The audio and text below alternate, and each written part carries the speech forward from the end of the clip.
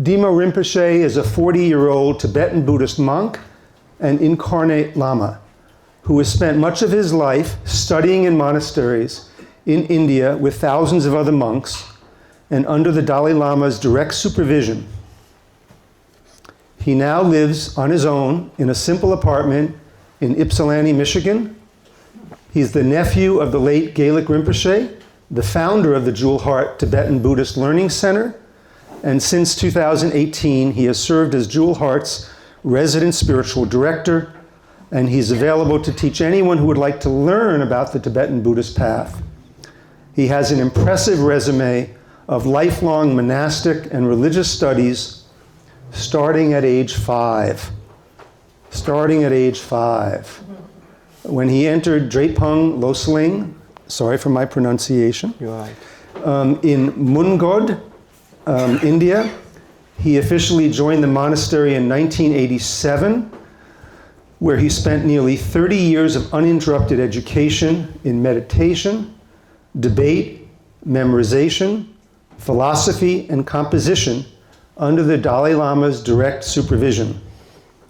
After completing his studies at Drepung, Rinpoche received the highest monastic degree of Geshe Larampa from Gelugpa University in India in 2011.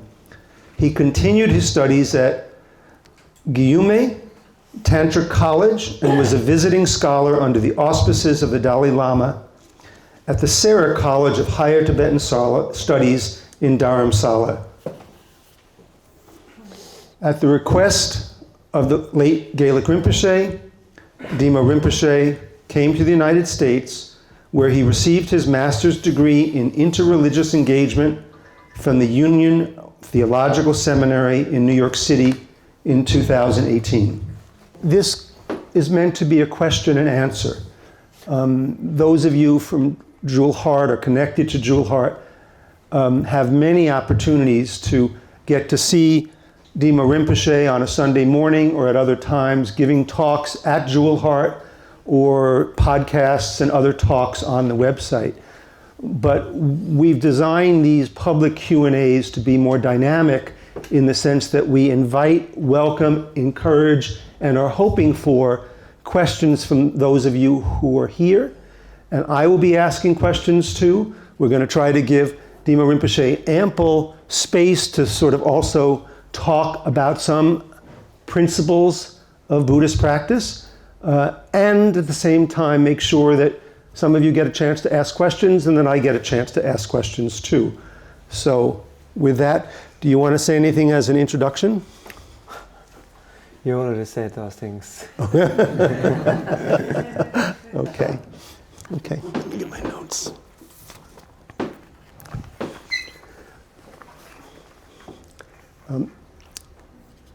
I read through some of your I listened to some of the podcasts and some of the talks you've been giving, and I picked out a few things to ask you about, and I'm sure other people have things to ask you about. So we'll take turns, but I'll start just to get the ball rolling.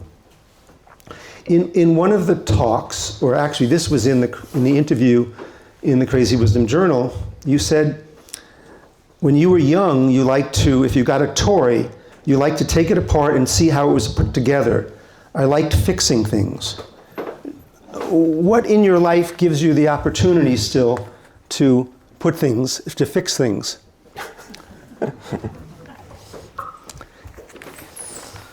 What do you mean by fixing things? What kind of things to fix? Well, it could be fixing little things like gadgets, but it could also be that you view your role as the teacher and the resident teacher also in terms of fixing things. Thank you. Yes. Yeah, when I was a kid, I really curious about a lot of things. Anything that I have, I always wondering how it works. So any toy or anything that I got, after a few days I want to open it.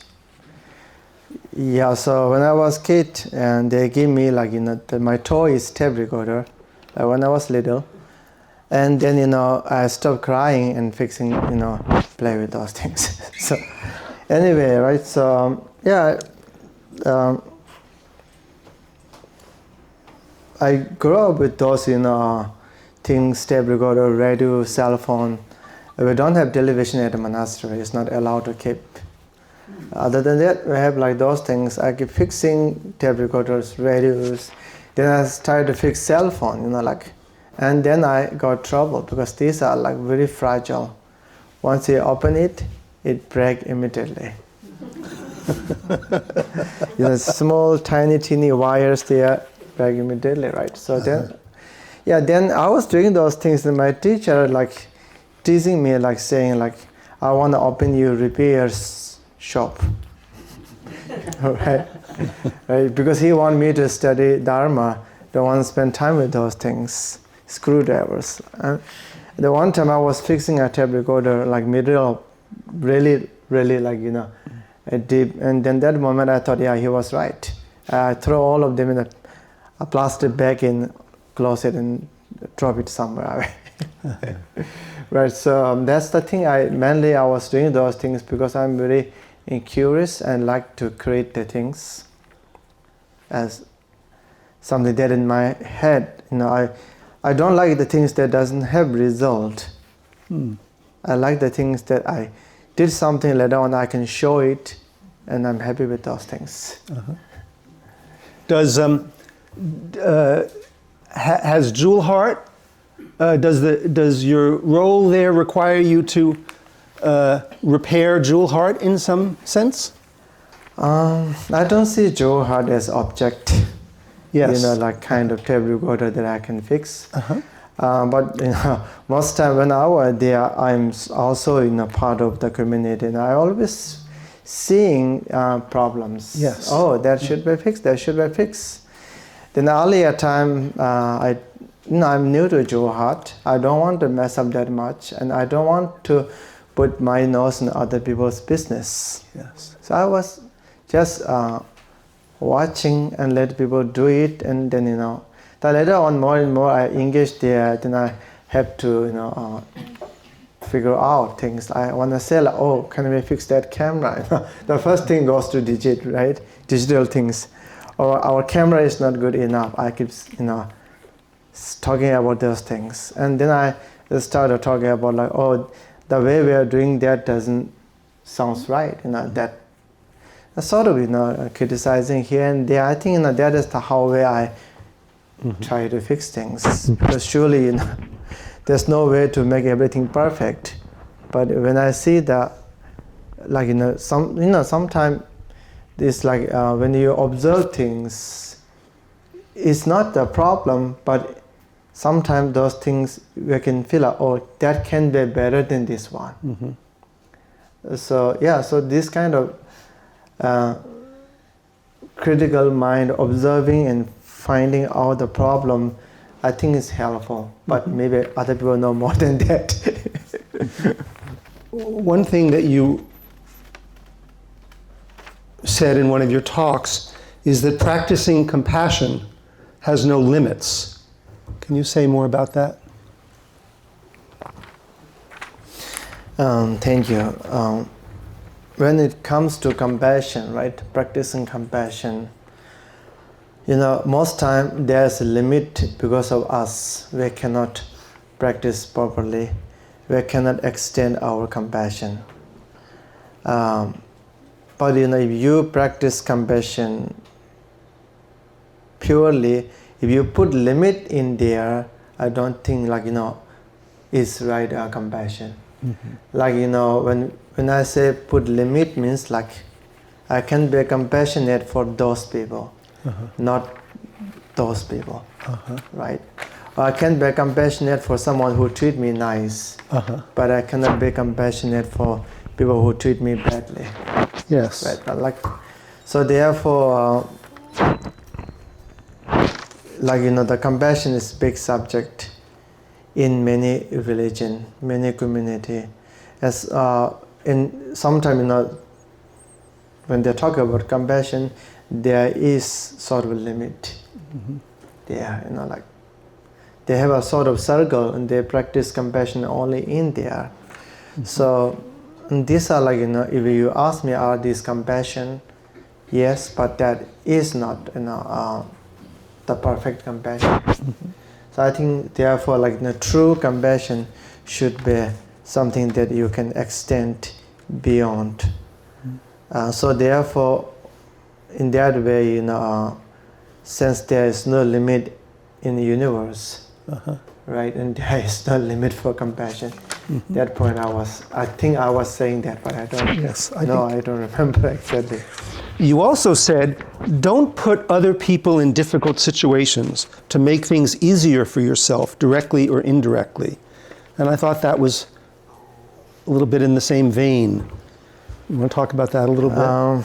Yeah, so most time when I think about this, like, putting other people in difficult situation in order to feel something, little pleasure in yourself. We do a lot these kind of things, right? We do a lot. Sometimes we are not feeling comfortable, we pick on other people, right? And then it helps a little bit. Sometimes then this is like small things and big things, and sometimes we put other people in difficult situation in order to have little fun for us. And mainly, I think about those things that is influenced from Shantideva's teaching. In Shantideva's Bodhisattva's way of life, there's one verse. He said, I don't remember exactly the word, but he was saying that thing. In order to benefit yourself, don't make other people engage in non-virtuous practice, and don't give them trouble. So I think, and that is very true. Sometimes I make examples, like sometimes we do the fishing for fun. One of my cousin, he is a Tibetan, definitely. I have no cousin beyond Tibetan so far. Maybe I have a nephew there, but anyway, he's like 100% Tibetan and Buddhist, and moved to this country and grow up with kids in U.S. society. And then when here and there, he was telling me like fishing. I said, how come you do that? He told me that it's nothing, there's nothing bad. We just catch the fish and look at it, put it back to the water, right? And that is like my example, right? In order to have fun for yourself, you are not killing the fish, you are not eating the fish, but you are playing with the fish. If you are doing this for scientific research, I don't know. Maybe there's a reason, but you feel bored, you don't know how to spend your time, and take a bucket and go next to the water, and the poor fish that is like living in the water, you pull it out with hook in the mouth, and then taking a picture. I don't know what they are doing exactly, right? So and that is the example of having torturing others in order to have little pleasure feeling for you. Yeah, so yeah, that's This connects to something that I listened to you talk about in your Easter talk about family in April of 2022. You said, all of us want to have a happy family. Easier said than done. Greeting cards might connect family, but it doesn't make a happy family. And then you talked about family in a broader way than just our blood relatives. Would you talk about family, and then maybe we can engage a bit of a conversation with people who are here too about what family is? Thank you. Thank you very much.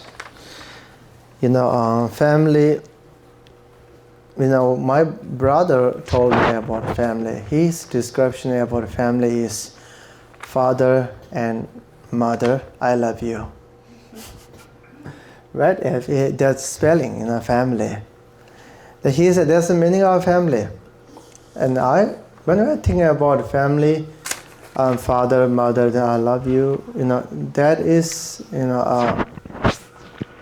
I don't feel and that is enough to describe family. For me, the family is what? And the family is, surely, there is a bloodline family. Usually we will say the blood is thicker than the water. Sometimes. But sometimes I make joke, oil is thicker than blood. So,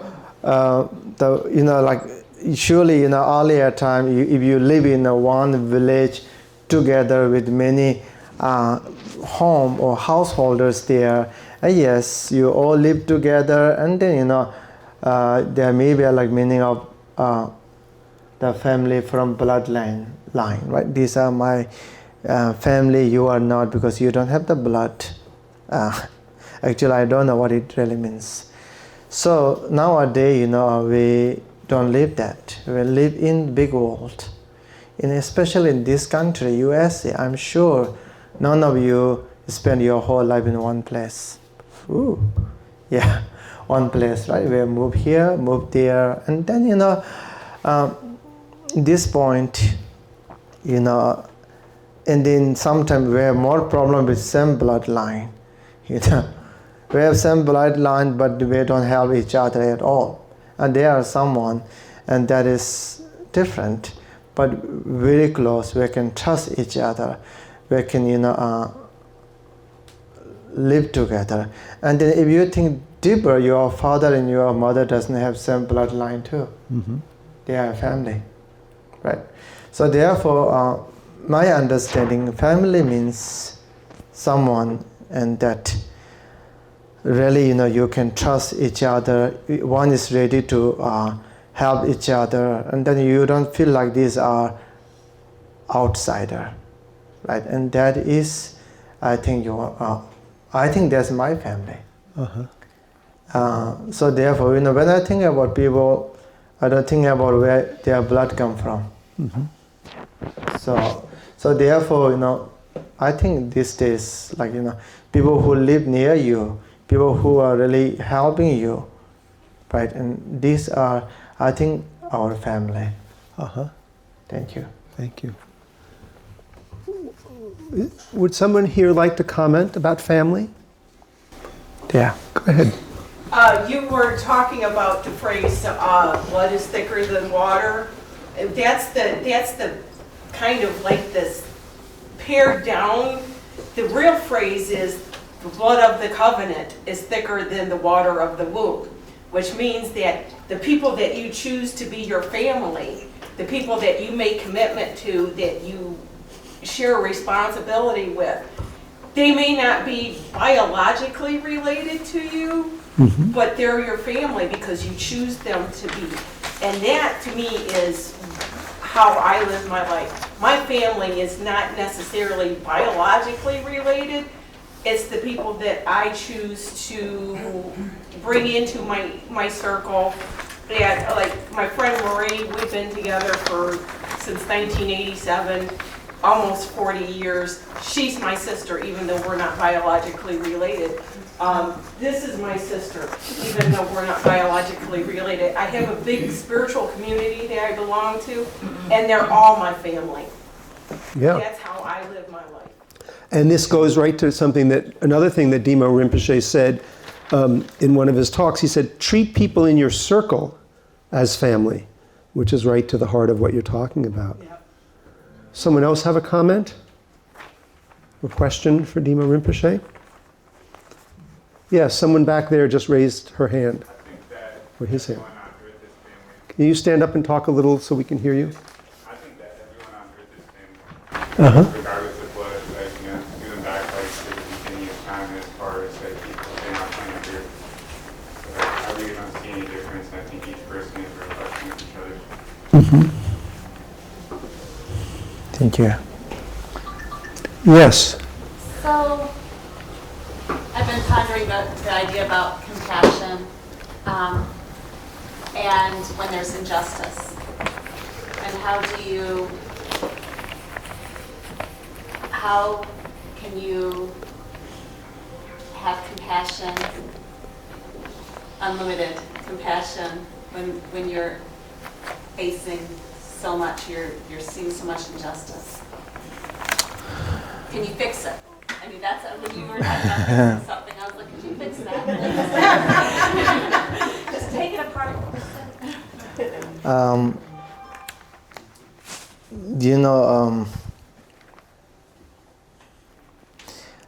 Sometimes, when we talk about compassion, sometimes, there's something in the Bible that I was told.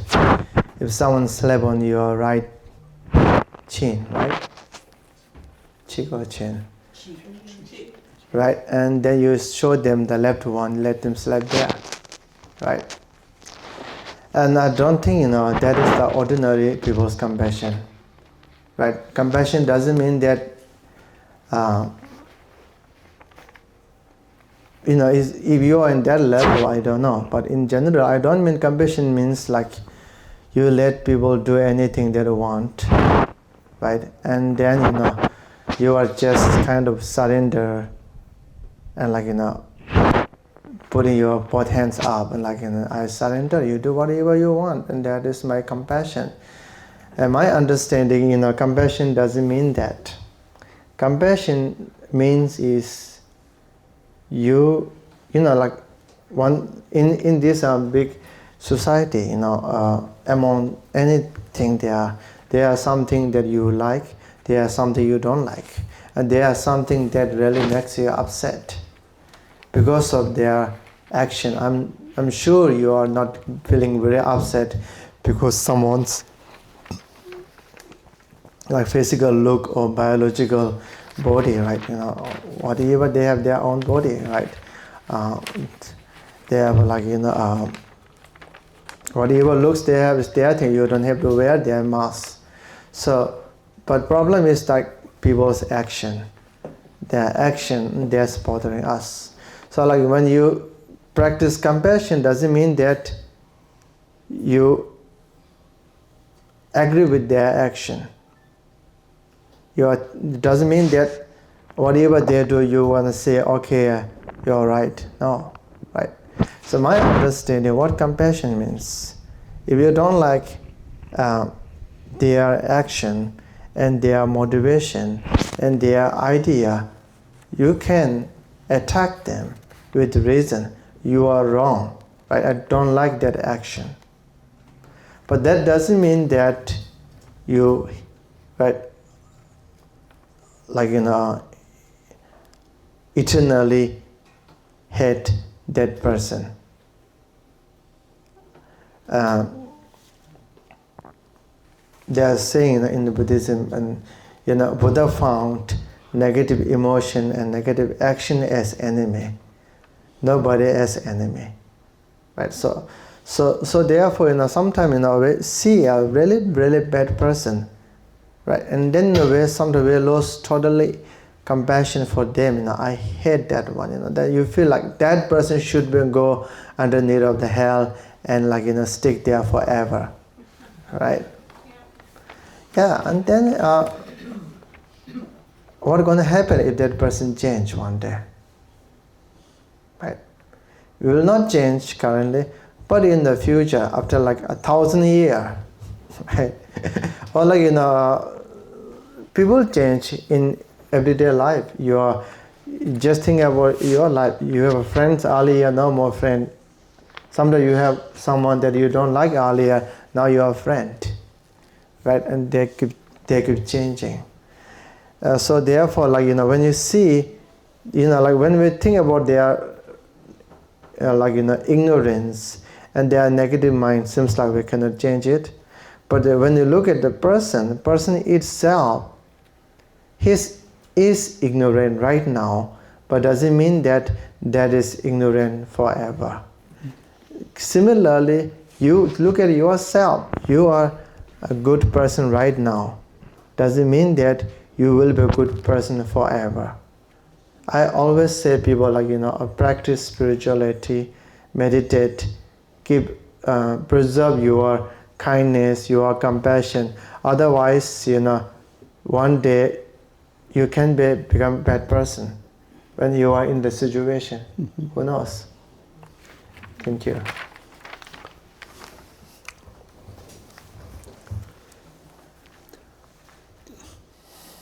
You said your suffering, this was at your talk at Yale, your suffering is caused by your own negative emotions. You are your own creator, which I kind of thought you could go with that a little bit. Thank you.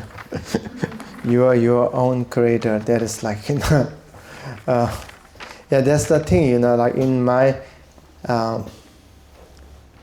like journey of fixing things, I have to fix myself. I am the machine that need fix. Yeah, so when we talk about you are creating your own suffering, and that is sort of Buddhist macho, right? Like, but that doesn't mean that other people did not create problem, right? In our life, not only you, the people near you create the problem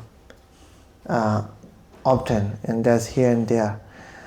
And so therefore, when we say you are causing your own problem, I think that mainly talking about the problem that, sometimes you are the one who approach there. Like, sometimes you make friend with the person that cause problem. Right? And at this point, you are part of, the cause of problem there. You can stay away from those people, but somehow when they are knock their door, somebody say you awake the tiger. Sometimes we do that, and that's the one. Other than that, most time it's like, problem is not that big, but your mind make it big. How your mind make it big? Your mind thinking about those problems, not thinking about solution. If you see the problem, you think about solution, you are smart, you are wise. But most time we don't think about solution, we think about problem. Right? Why this happened? And then why it happened to me? Right? And then that's terrible, horrible. You use all your terminology that is like, really strong there. And then, somehow you are losing the war against the problem. That your small problem can be big problem in your head, right? And then a lot of time, in the Buddha's teaching, our problem is our obsession, right? Like sometimes, a good example, someone trying to solve problem, and then people don't let them solve the problem, right?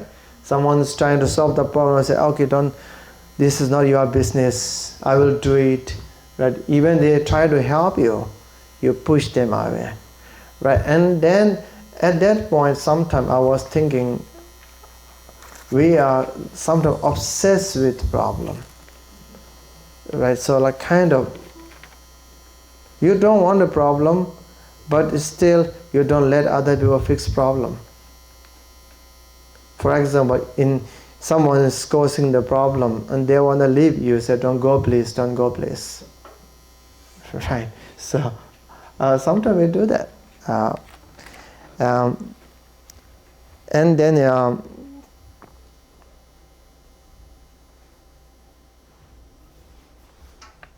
yeah, there's a lot of things to say. I will stop. Okay. Does someone have a comment about what Demo Rinpoche has been talking about just now? My husband is interested in Zen Buddhism, and he talked about the second arrow. Is that a concept in Tibetan Buddhism of, somebody does something to hurt you, but you compound it by sticking yourself, like somebody shoots an arrow in you, and then you end up sticking second, third, fourth arrow in yourself because you've just blown at something out of proportion. I just wondered if that was also in Tibetan Buddhism, that idea of the second arrow, as my husband and I have started calling it. Thank you very much. And that's the thing, as you said, in real life, if someone says something to you, they said only one time, that you thought whole night about it, right? So in Tibetan Buddhism, I don't remember what kind of terminology for there, but I remember like one thing, sort of metaphor, they say when Buddha is finding enlightenment, they say Buddha found enlightenment in very like early morning or late night sort of, and that night, a lot of in the metaphor is a lot of demons come and try to attack Buddha, and they shoot the arrow toward Buddha and throw the spear, and all of them transform into the flower when it comes to Buddha, right? And that's the thing, if someone says something bad about you, you can take it as arrow or you can take it as flower. Right? If one says something bad about you, you think, oh, that is trying to make me more aware of. Right? They are showing me, they are, sometimes even though they are totally wrong, they are teaching you the lesson. They are saying, don't trust that everybody understands right thing. I'm here the fool. In Hindi, fool means flower too. Right? So in that way, sometimes people's criticism is painful, but it's not always bad. But I, it's mean to say, I don't like to critique my enemy. If my enemy is doing bad thing, I don't want to criticize them, because that helps them to be perfect. But I criticize my friend because I think that helped them. Similarly, someone criticizes you, check, right? Most time these are not error, these are really beneficial for you. But then most time we become emotional, right? And then someone says something where take it totally bad and try to block your ear, and then we don't get the point. We get only pain from those things. Thank you for your comment. Rinpoche, I've been studying with Rinpoche and Gelek Rimpoche for many years, but I'm struggling right now with watching all these horrible raids on people and the immigrants and the ICE people attacking them. We're supposed to have compassion for everyone. How do we, I know you can't solve all these problems, but what is your perspective when we're seeing our country going down such a horrible place? And we can't go out there. There's civil disobedience. People go out and they get arrested. And so how do we think about this? And is there any way that our practice can help? You asked me about a country that I was here only for last 9 years. Right, so surely you know way more than me about what's happening. Even I came to Michigan, people kept saying snow, no more snow. I kept asking them, tell me truth, how many snow do you get here? Since I come here, not that many snow. I came here in 2018. Right, every year, when they tell me a story of snow, 3 feet, 5 feet. Yeah, something like that, right? So, but I haven't seen it. So then people ask me, how is weather in Michigan? I keep telling them, I don't know that much. Since I'm here, it's okay, not that much snow. I love to see the snow, but then I also don't criticize when there are a lot of snow, but winter time there should have snow, I think. That's my view. Right. So but I don't know. But you did come to the United States, at a time that's been very difficult in the United States, more turmoil and division, I think everybody would agree, than before you, that in the last 8 or 9 years than most of us had experienced before. Yeah. Yeah. So I'm just telling you, I don't know the country is going down and going up. Yeah. I should tell That's you, an I don't know. I interesting don't know. I don't make comment that I don't know. Yes. In my life, and yeah, but I was usually thinking, whatever is country should have perfect law. Anyone should not go beyond the law. If doing something goes against law, or that's not right thing. That's all I can say. I'm sorry, It's okay. I don't know how to help this point.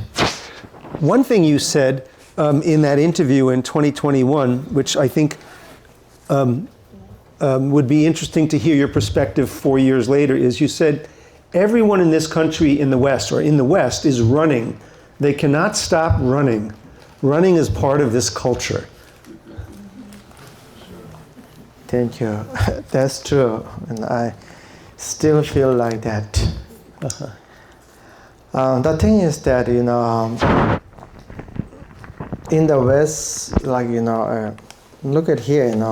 If I get a cup of coffee, it's $5 to $6. Good one, right? And then if I get a worse one, it's still $3 or something. So then if you get same coffee in the East, right? Totally different. So therefore, in this country, my understanding, what I'm seeing is increase our price, increase the price of everything, right? And then maybe in that way they increase salary too. Anyway, what making is everyone dependent on money so much, right? And then struggling is what? If you work, you get money to buy coffee. If you stop working, you cannot buy a cup of coffee, right? And through that way, my understanding in this, in the West, that means here USA, everyone have to work so hard to live. So they are sort of on the treadmill, they are running. So meaning is, if they stop working and that day, I was in New York for 2 years before I come here. I saw the people with gentleman's suit and sleeping on the roadside with the box, the paper box. That guy might have job but have no place to sleep. And so therefore, in the East, that nowadays East is also coming toward West, like sun, but I come from India. In India, in the whole family, one person work, he can feed everybody in the family, right? And when they get retirement, they are celebrating big, like wedding. Also wonder what happened. They say, now we don't need to worry about, we can get salary and then he don't have to work, and now we have one extra person to take care of cow. But in this country, if you get retired, sometimes you should worry about right now what to do, right? So, and that I feel like in this country, everyone is running in the big machine, and that is going around. Nobody get relief to rest or something. Yeah. Thank you. One of the comments in one of your talks is that there were two kinds of meditations, one with wisdom and one without wisdom. And you also said, without wisdom, your practice, quote, needs eyes, end quote. Would you explain that a little bit to me as a layman? meditation with wisdom Yeah. and meditation without The wisdom? meditation with wisdom and without wisdom is hard to call it totally like that, because I think all meditation have wisdom in general. But what you prioritize is different, right? Some meditation prioritizing concentration, some meditation prioritizing wisdom, which are those analytical meditations. So as a beginner practitioner, when you want to meditate, we suggest them to meditate with concentration. Sometimes we also call it concentration, a single pointed meditation. So at that point, you don't have to think that much. You don't have to analyze that much. The main goal is pay attention on one subject. Or sometimes you work hard to avoid the distraction. At that point, you don't need that much things going in your head. So therefore, right, and this concentration prioritized meditation. And the other one is analytical meditation, that you need to think so much. When you start to think about something, and then your wisdom matters. If you don't have a wisdom, if you think so much, then you become like a monkey. If monkey try to do too much, what's going to happen? They break cup, and they break machine, they do all sort of mistake there, right? So therefore, when you start to think about something, you really need wisdom. What is wisdom? Wisdom here is more about able to tell that is wrong, that is right.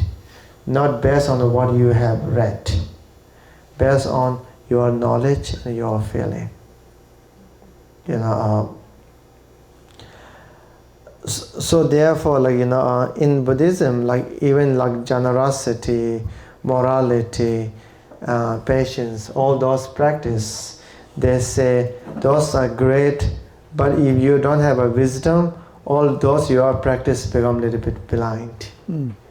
They are doing something, but they could not do 100% right. So therefore, that's the I. The wisdom is considered as I that you need in every practice. Thank you. Thank you. Comment, question from someone?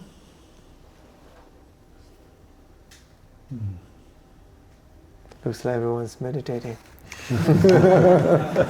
Yes. Yes, go ahead, sir. Do we sort of stick together, rebirth after rebirth, the family members? And why do we do that? That's what I'm getting at. But it's to work out karma. Right? Thank you. Yeah. Okay, go ahead. Yeah. Thank you. Thank you very much. This rebirth question, interesting, when surely, a lot of people don't believe in rebirth, don't accept rebirth, and then the Chinese, the communist Chinese came to Tibet, and they deny rebirth at the beginning. And then, there comes back oh, now there's rebirth, the human being die and they will reborn as human being. Pigs die and reborn as pig. Kind of their things. And then, there is, some people think their way, is still there may be some philosopher think that way in India. But in Buddhism, what I remember is when your family die, will they born in a family? Not sure. And their teaching it says, your enemy will die and born as your children. right? And then you will treat your enemy very well. Sometimes your grandparents die and born as children of your enemy. Then you will try to treat them so badly. It's that kind of teachings there, examples there. And then, and that is I think very true. Sometimes the karma, Sometimes we have a children that treat us very bad. I don't have children, but in society, they are sort of, become like enemy of their parents. Who knows, maybe, who they are from previous life. Someone that you treat so badly, now they're born as your child, come back to you, So therefore, it's not necessarily to born your family as your family. So therefore, I think usually it's important to treat everyone sort of ethically, right? I think it's important whether our family or their family. And then sometimes if you ask me what is likely, right? Likely is also hard to tell. Sometimes there's karmic relation. Like the karma is what? Sometimes you have a karma that comes with a pack, like Costco. You buy one thing, you get 6 things together, right? Sometimes karma gives you like 6 lives together. Okay, and like you get kind of this pack, and then this life you are family, maybe next life you are family, it goes for 3 lives. Because of one karma has strong power to put you together for many lives. And thank you. Are you saying that that we Americans who are confused by notions of reincarnation, that we would perhaps be able to reckon with it better if we think of it metaphorically as opposed to literally? Sorry, say it again. Can someone else ask that question? Maybe help me out with that question? Does anyone else understand what I'm asking? A little bit. Right. I'm kind of asking, in the story you told, it seemed like, okay, go ahead, sir. So it's like you think of it as like a lesson is in a way how you should treat people. Is there like a reason? So you think of that as like a way to use it as a metaphor, as in that's how you should treat people. Like, as if you have lived another life with them, where sometimes you might be in a certain situation where it might give you a click of deja vu, and that could have been a situation that you had in a former life. But there's certain things that you can learn from those kind of experiences that you had. But I think it's not the literal term that you think of it, but I believe in reincarnation, and I think there's enlightened people too that go to different places in the afterlife, either nirvana or different stuff. Thank you. The rebirth things, I recently did talk in New York about rebirth. So, usually the question is there rebirth, right?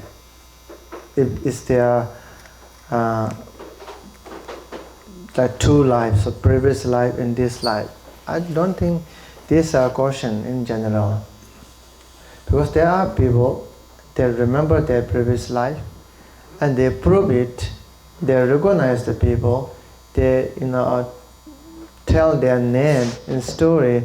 Even a stranger family have to agree with those things, because a kid come to your house and tell everything about whole thing, saying I'm your kid, and how can you deny? Right? And not only that, some kids come with birthmark on their body, like kind of clear evidence. I don't know how they got it, but there are like a lot of kids who remember their previous life. They have a birthmark from previous life, and that is surely the evidence. Sometimes we dig a little rock and see some kind of crooked drawing sort of out in the air, then we describe a million years story, right? Mm-hmm. And then we believe those things because it's scientific research. But if someone do the scientific research on previous life and this life, there are those kind of things, and there is no explanation other than accepting rebirth. But question is, does everyone have it? Right, and that is sometimes I think it's question. Right.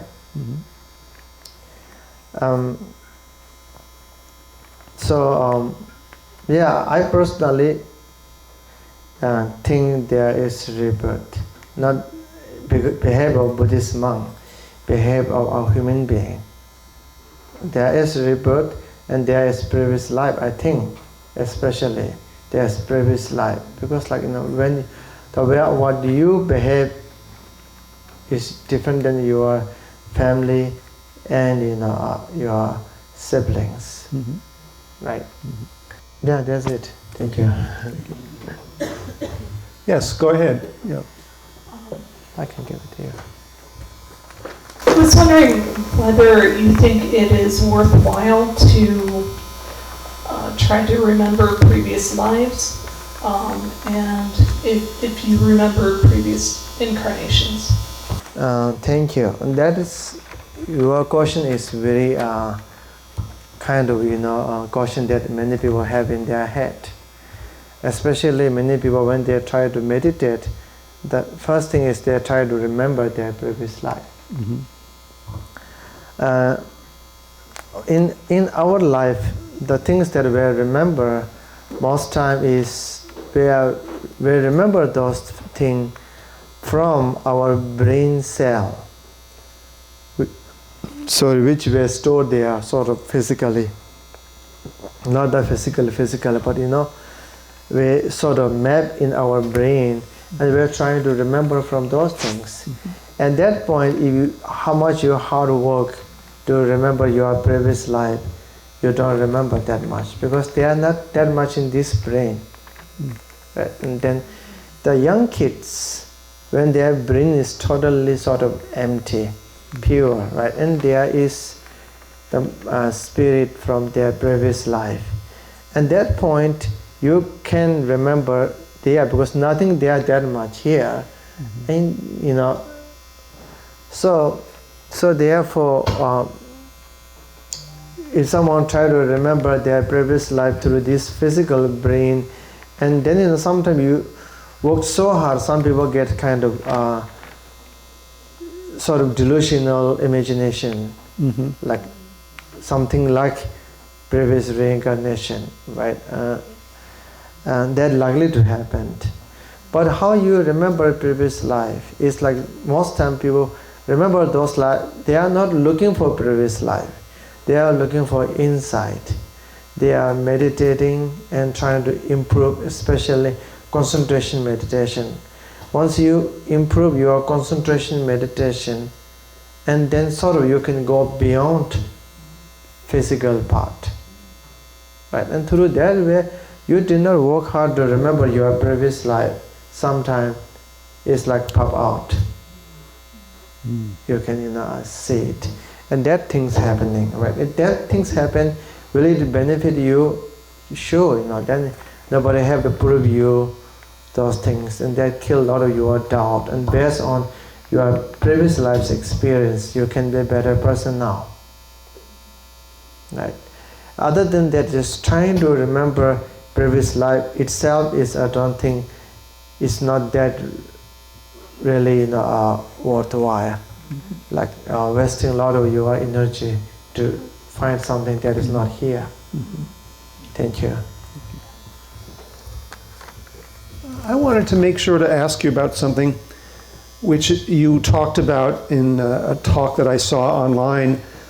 And I would be interested in having you expand on the relationship of impermanence to suffering to attachment. Say it again, please. The relationship of impermanence to suffering and the relationship of those to attachment. Thank you.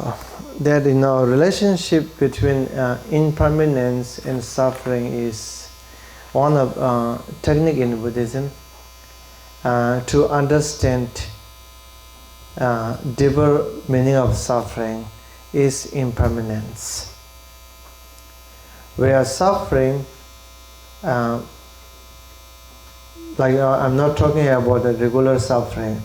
We are talking about the trouble. We have trouble. We are struggling here and there because of impermanence. Things are not there all the time. They keep changing. When things keep changing, if you cannot change, you are suffering. All right. Sometimes the generation change, right, and then people's way of thinking change. If you cannot move forward with those things, you are struggling. Nowadays, if you don't use cell phone, you are struggling, right? So even though you don't like cell phone, still you have to learn how to use it. In my time, using computer, right?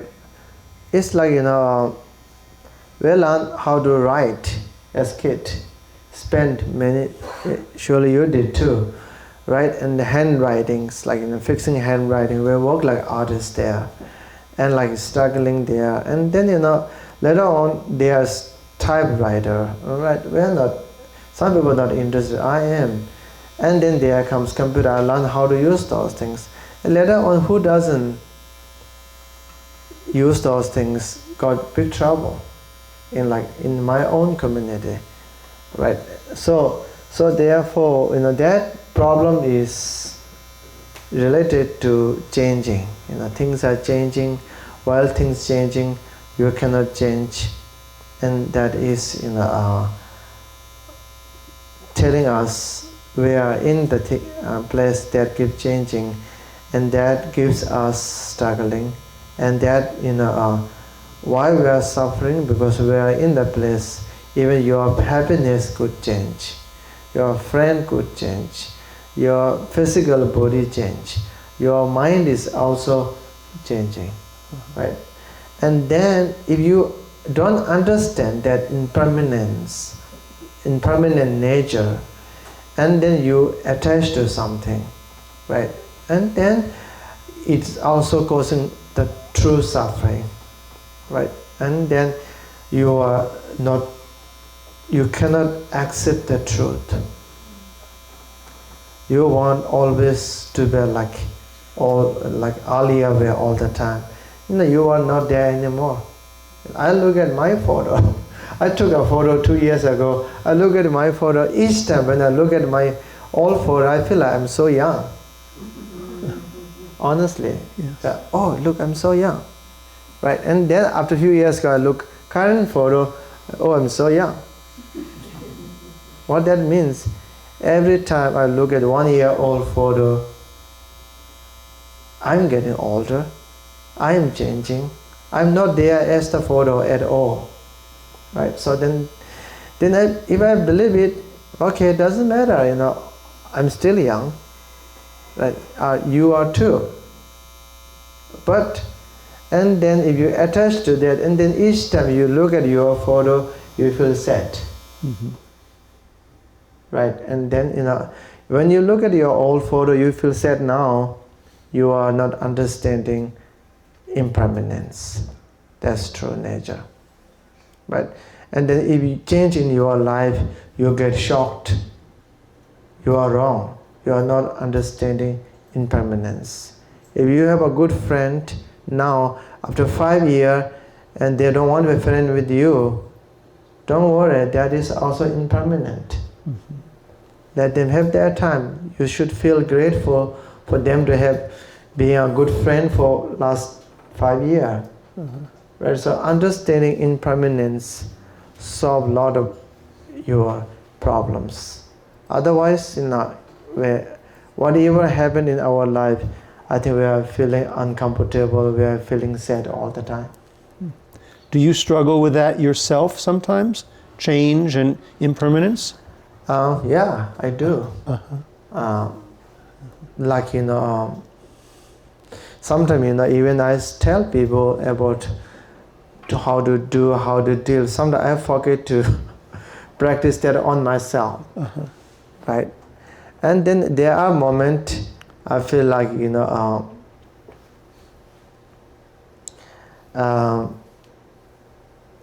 like for when you read my description, you say I'm 40, right? Yeah. I was so happy, but I'm not 40, I'm 44. I'm sorry about that. I'm sorry about that. I'm sorry I got that wrong. Right. So that if I think I'm 40 now, I get stuck. I should accept I'm 44. But the problem is like before I was 40, I don't have that much allergy issue, right? And then my friend, when I was in the monastery, my classmates are 10 to 20 years older than me, because I came to monastery very early as child, so my class start earlier, and they come from like Tibet, like they are like 90, 20, so they are way older than me. And then we studied together, they keep complaining like I got headache and headache and headache. I don't understand, right? I said, really, you got headache? They said, we got headache. They're taking the sort of painkiller for their head. And then after I got 40, I started to have little migraine issue, right? And at the beginning, I got hard time because I thought, what's happened? What's wrong with me? I was okay. Last year I can have tofu. Last year I can have eggs. Now this year I cannot have. So what's wrong with me? Right? And then I went to see doctors. Like I was worried about what happened. And finally I realized that sort of migraine, right? And then I remember, my old friends, they get headache. All of them are in their 40s, right? So like, then I realized I'm old. So right, and then I accept, I'm 40, so this kind of allergic sometimes show up there. Your immune system become weak. Yeah, that is part of life. I have to learn how to live with that. And that makes me feel much easier. Otherwise, at the beginning, you're still thinking like you are in your 20s, like, and then you see something strange, and then you start to worry about. Yeah, that sometimes happens. Not understanding impermanence. Yes. Thank you. Yes. You referred to poetry, and maybe it was poetry or maybe it was photography as your weekend friend. Is that still true for you? I'm sorry. Not anymore. Oh no! They're keeping you too busy. Because nowadays my weekdays are weekend, weekends are weekday. I see. Because I have to work on the weekend most time. When they organize my talk, they are looking for Saturday or Sunday. But last weekend, I was in Philadelphia and talking at the Temple University and a church, Unitarian church. And before that weekend, I was in New York talking at Tibet House, right? But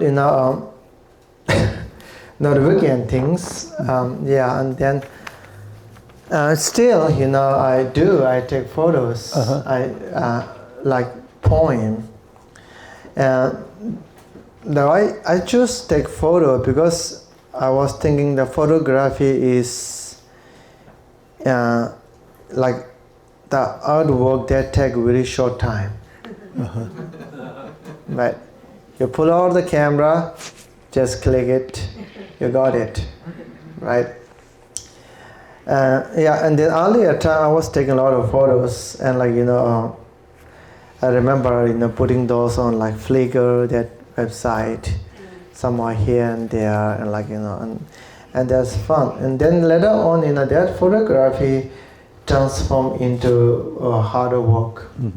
Like if you know about photography, earlier I take the JPEG file, just take it done. Someone said, no, you should take the RAW file. It's like RAW is like way bigger file than JPEG, and then you have to edit it.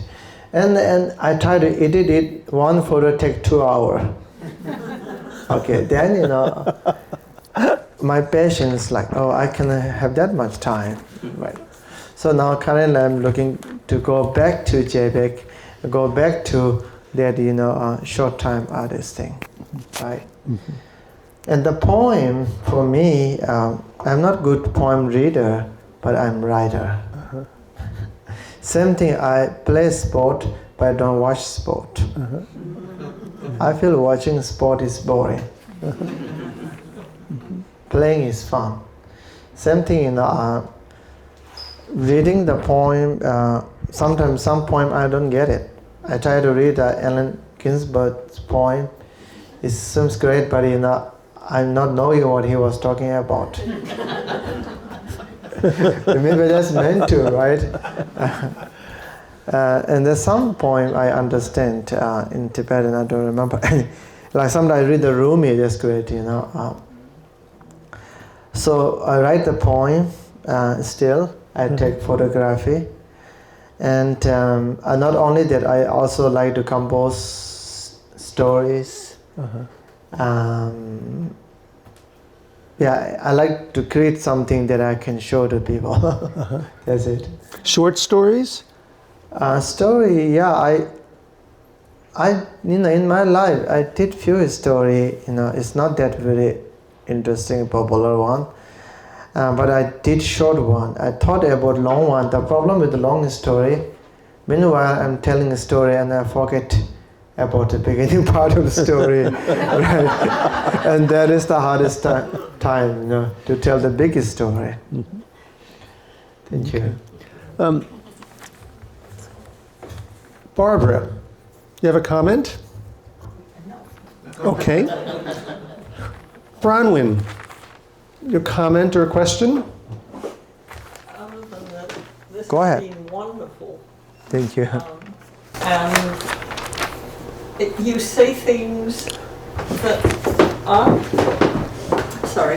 you say things that aren't exactly what I thought you were going to say, based on reading about you and reading some of your stuff. But they expand my understanding of who you are, and I really value that, and I so value Bill bringing you here to do this. And I love your sense of humor. Thank you. Thank you.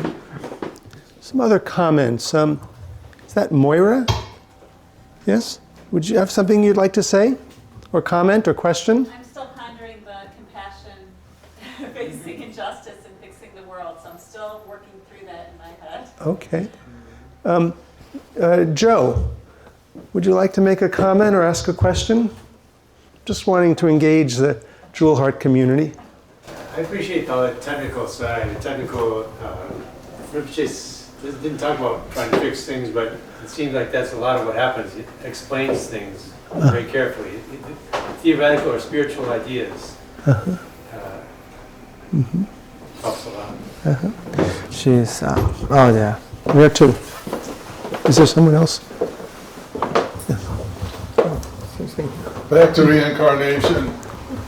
Here in the West, people believe it's life after life after life, like a deck of cards, one after another.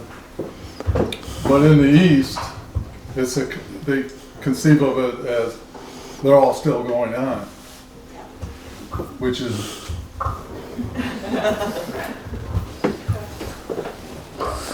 they're all going on simultaneously. I don't get that much. You are saying one's like stack on.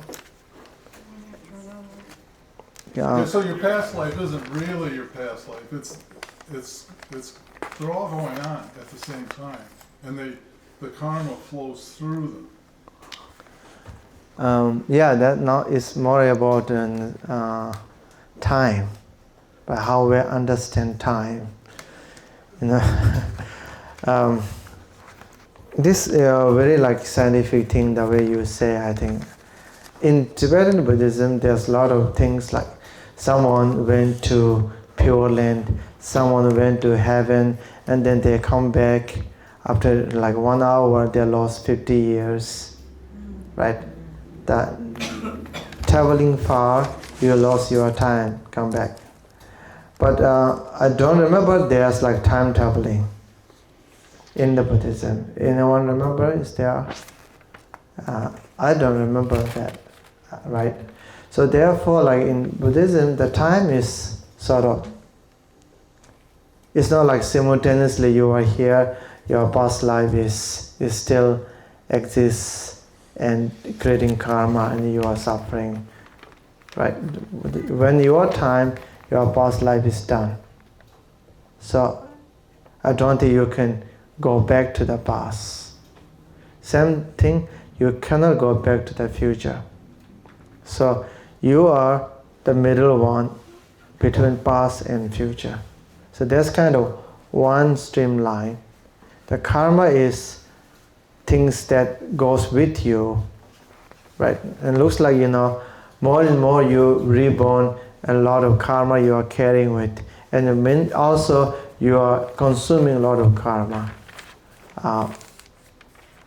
So that's the Eastern way of, I think the Buddhist way of thinking about the next life and future life. I'm not sure I understand you fully though. Back to the concept of attachment and suffering. I just kind of wondered whether you consider attachment always a bad thing. Because when I think of attachment, I think of things I love. I'm aware that we're all in a state of passing, of impermanence. But, part of what, I can appreciate and empathize with other people is, seeing their experiences and sharing them, feeling compassion when I see suffering, feeling love and knowing that at some point my heart will be broken. But that is something I choose to do because, of sharing this life and experiences with people. Thank you. Thank you. So,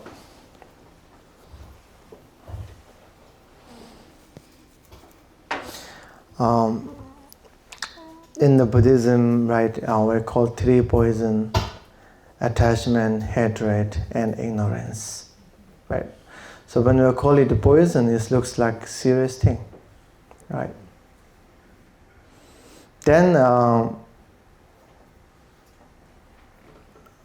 right, so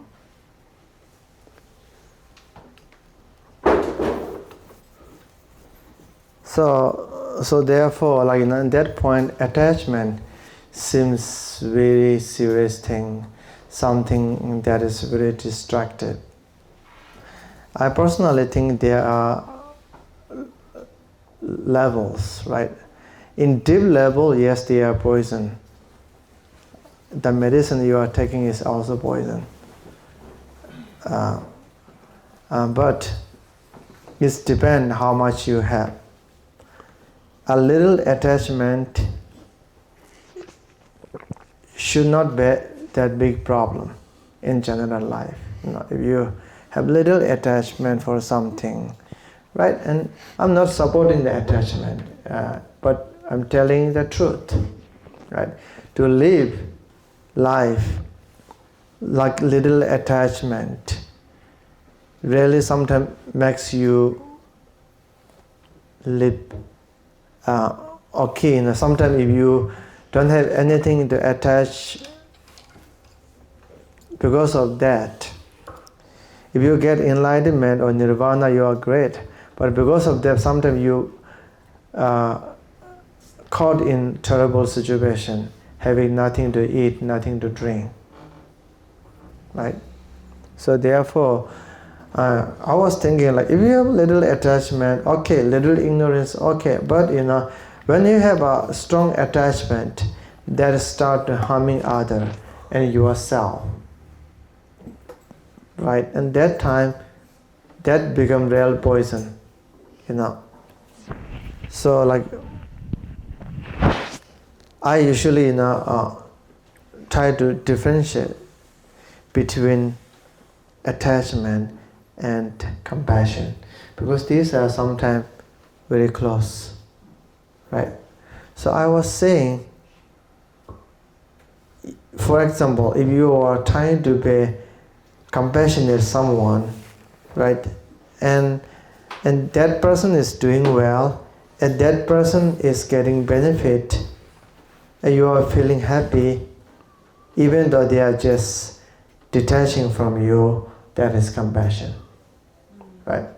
And then even that person is doing well, getting good benefit, having great, and then when they walk away from you, you feel uncomfortable, and that is attachment, right? Attachment is the feeling that bringing things close to you, right? And then if you bring small things close to you, if you have extra shoes, fine. If you have extra jacket, great, right? If you lost one, you have another one, right? And then if you have extra money in your saving account, great, right? And we need this kind of little attachment to live life. Other than that, you have attachment for something, and that doesn't benefit you, and then you couldn't let it go, and then through that way you suffer and other people suffer, and that is really kind of sorry and that is real poison, so yeah, thank you. Well, I don't want to go over the time that we had you commit to, but if anyone else has something they'd like to make sure to comment or ask, I want to give you the space to do that. I have a question. Okay, there are a few questions. Okay, let's include that. Okay. You studied underneath the Dalai Lama. What kind of mentor or instructor did you find him to be? Was he a disciplinarian? Were you quite young and you had to get up at 6 a.m. and scrub floors? I'm just curious how the monks, graduate to higher levels of spirituality. Is it physical as well as mental? Good question. Thank you for asking that question. Right, when we think about Dalai Lama in the West, sometimes some people say, I met Dalai Lama because he came to the gym and then we saw him. Sort of this kind of things likely to happen. He lived in a hotel and he want to go to see us in the gym, right? But in our Tibetan community, there's a huge gap between Dalai Lama and other people. Yeah, in Dharamsala, there's like big palace for Dalai Lama, right? And then you see a big gate there. You feel like Dalai Lama is inside there, but you go through the gate, and there's his office, like bodyguards place, small rooms there, and there's his office. Then you have to walk like maybe like half kilometer behind, and then actually, like only other than his assistant that really live with him, nobody goes there. And then bodyguards goes there for duty. That's it. So very huge gap there. And so like when you read the supervision, and that it's not like he was sitting next to me and teaching me, right? It's more like nobody does that. Not only me. There's no one that Dalai Lama teach and watch. But what I have experienced is like, I met him once a year. Then he sent me to India, and then he kept asking about people how I'm doing. And whenever he come to South India, and then I have meeting, he asked me, what do you have to study, right? And then sometime, a few times, like he invite me and I stay in his palace, but again, I'm not staying in his house. In that round, I can go anytime, but nobody dare to go. One time, one story, and I was in his palace, and I'm walking from the other side. And he is walking from this side, and the road is narrow, like only 5 feet wide. Then we are sort of met in the middle of the road. They were so scared, right? We don't want to stand there. They want to go back. Then when we start to go back, he was yelling at us, "Don't run away, I'm not going to bite you." Right, and then we have to move on the side. Yeah, but I have a few times that he taught me, like sitting next, and then he was trying to give me oral transmission of Paramita teaching, but he wanted just teach me like how the teacher teach to a student. I have to repeat after him. And then I saw it, I thought he will read 1 page. He read 3 pages and expect me to memorize those. And then I saw that he is like, if I sit next to him, he would be ask me to work out on time and do things perfectly, because I can see he's in the expectation there. Because he is a very hard worker, right? A great practitioner. He will not expect me to sleep until 7. Thank you. I have one additional question, and that is, you left India, came to the United States. You're now Ypsilanti, Michigan. Did the Dalai Lama, before you left, where he is centered, did he say, please start a sangha, please start a community, build a monastery, get monks into the monastery?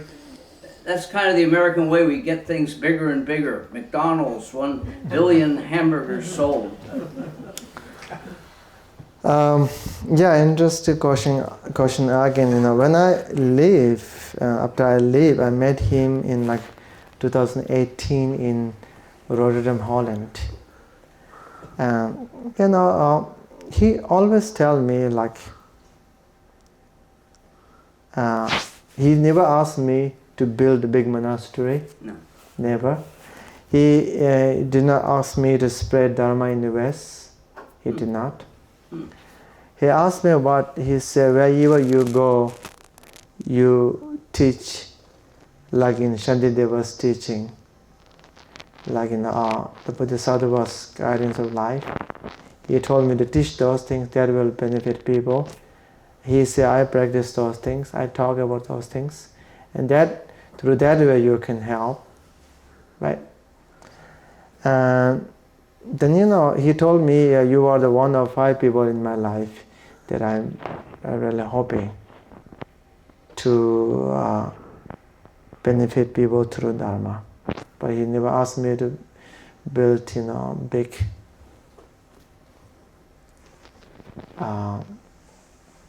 monastery.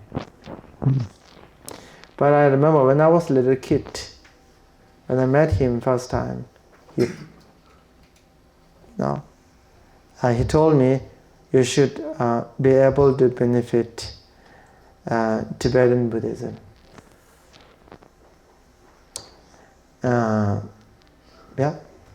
Thank you. That's a lot of responsibility. Yeah. There were a few people had things too, but I want to ask a follow-up to what this gentleman asked, which So in this role here as the spiritual director of Jewel Heart, is there still anyone in the Tibetan Buddhist hierarchy or in that you still get mentored by or still, in a sense, report on how it's going to, other than the community itself of Jewel Heart? I don't have to report anybody. Yeah. You say you don't have to report to anybody? Yeah, I don't have to report anybody. That's because nice. I'm not working at Jewel Heart because of I see. behavior of somebody. Because of Behavior of somebody. behalf of somebody, Yeah. yes. So it's doing well, and that is like my job. I feel appreciate. You know, all the time when I was in Jewel Heart, my goal is what? My goal is, you know, in Jewel Heart is found by Gelek Rimpoche, and he did a lot of teachings there. And he have many students, and you know, I want them to continue their practice, right? And then you know, his teachings are great, especially like you know, really understandable, right? And then I want to preserve those things. And another thing is like when I'm in Jewel Heart, what I want, if I can help someone through spiritual practice, you know, many people that I appreciate, and hoping, you know, my message can go further and help people, you know. And then I don't have, I really don't care that much about there's more monk or not. In Jewel Heart, we don't have monks other than me, and I'm not inspiring anyone to be a monk, because for me the practice is more important. The cloth is not important, right? And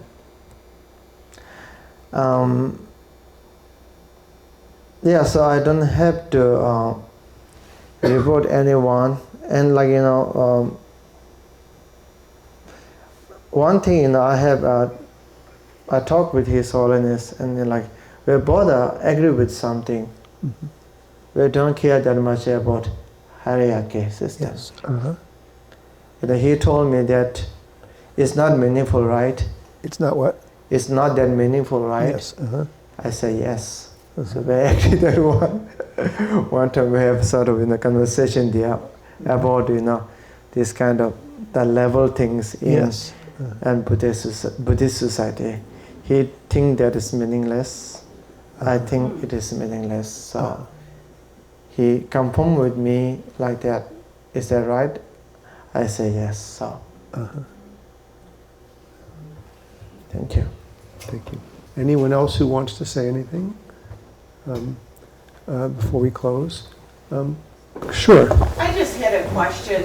What is the difference between Tibetan Buddhism and Zen Buddhism, if there is any? I think that would be volumes. Thank you. You know, I don't know that much about Zen Buddhism. I want to study about it. I bought a book and I haven't read it, and that's me. You know? I told you I'm not a good reader. I want to, yeah. So, but that, what, you know, I understood, right? I could be wrong. Don't take my word as, you know, something that is reliable. But you can take my word as something that give you caution. Or Tibetan Buddhism is come directly from India, and in 8th century, and that is start with Mahayana Buddhism, like mainly the practice is bodhicitta, the enlightened mind.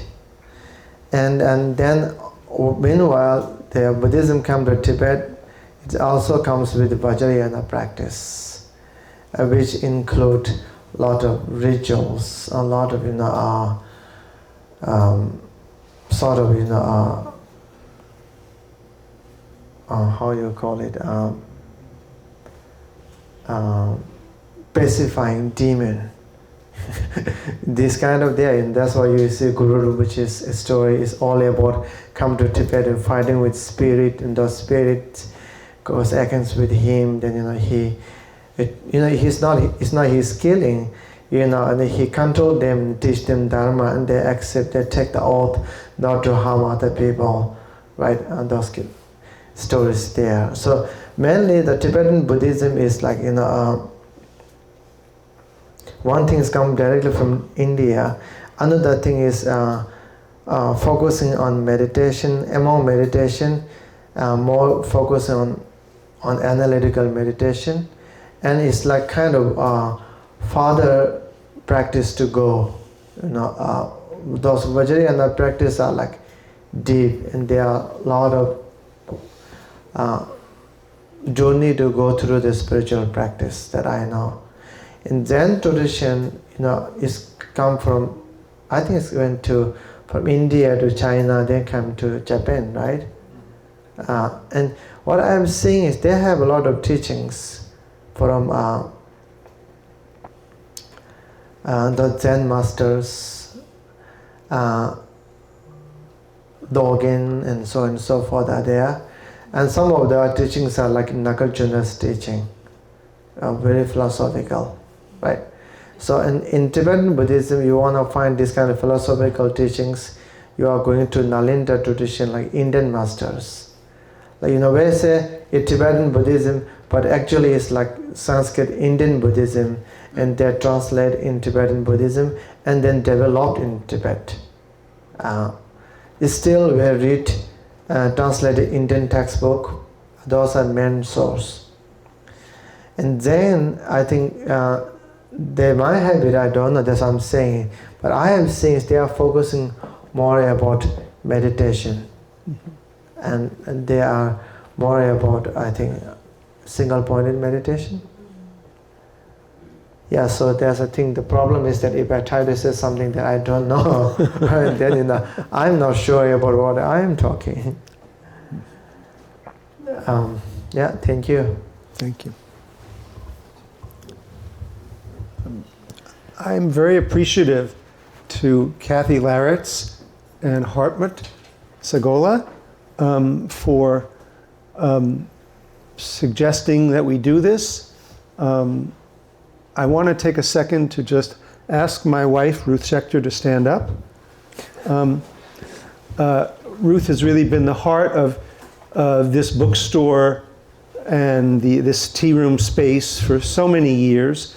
And she and I are very grateful for the good spirit that's existed between Jewel Heart and this space and this bookstore for all the years since we first purchased the store from Ora Glaser.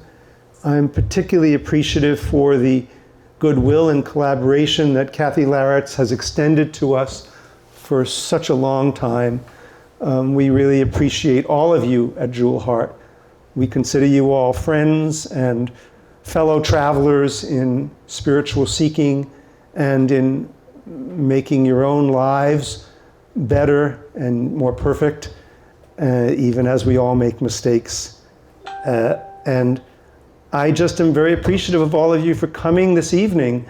I'm just so delighted to have had such a lovely turnout for Demo Rinpoche, and for you to come here with just such a wonderful spirit and with such goodwill towards this evening. So thank you so much for being here tonight and for talking to everybody, and we hope that we can do it again. Thank you. Thank you. Thank you very much for coming here. I thank you very much, Pim Zirinsky. Yes. And Ruth. Yes. Yeah, I feel like it's also very, how to say, we are grateful to have bookstore like Crazy Wisdom in Ann Arbor. And it's like, there's something special in here. Yeah, I agree. Thank you very much. Thank you for those nice words. Thank you.